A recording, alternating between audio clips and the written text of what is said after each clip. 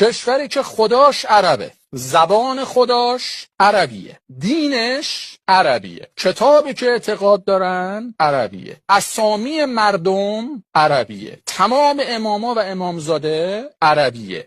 وقتی سر چای جمع کران میری، مورد پرستشون باید به زبان چی باشه؟ عربی باشه. تو چا باید عربی بندازی. حرف زدن عادیشون عربیه. وقتی میخوان یه کاری شروع کنن به نام عرب، به بسم الله، نمیگن به نام خدا، حتی اینم به نام عربه. اسطوره هاشون، سردمدارانی که تو این کشورن همه عربن، کلن همه چیشون مال عرباست، طلا و نقرهشون مال عرباست. طلاشون رو میدن مصر، میدن لبنان و حزب الله و حماس و غزه، میدن یا نمیدن؟ ولی اینجا که میشه خلیجمون فارسه، همه جا عربی، همه چیز عربی، دعا نویسی عربی، سحر و جادو عربی، شکر خدا عربی، درسته یا نه؟ همه چیز عربی، اما خلیجمون فارسه، خلیجمون ایرانیه. و خدای جهان چه میگه؟ توی که همه چیزت عربه، حالا خلیجت هم عربی باشه، چه اتفاقی برات میفته؟ چرا برات به رگ غیرتت برخورده که داره عربا خلیجتو میگیرن و نفهمیدی که عربا حیاتتو گرفتند، عربها زندگیتو گرفتن، عربها ناموستو گرفتن، عربها خدای ما رو گرفتن، عربها دارایی های ما رو گرفتن، عربها